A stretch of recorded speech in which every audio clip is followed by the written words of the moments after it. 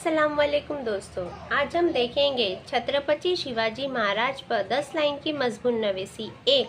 छत्रपति शिवाजी महाराज एक बहादुर और ज़हीर जुगंजू थे।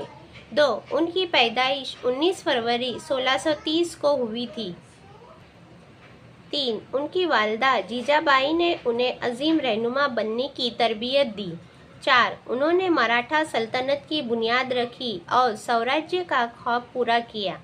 5. शिवाजी ने मुगलों और दीगर दुश्मनों के खिलाफ बहादुरी से जंग लड़ी।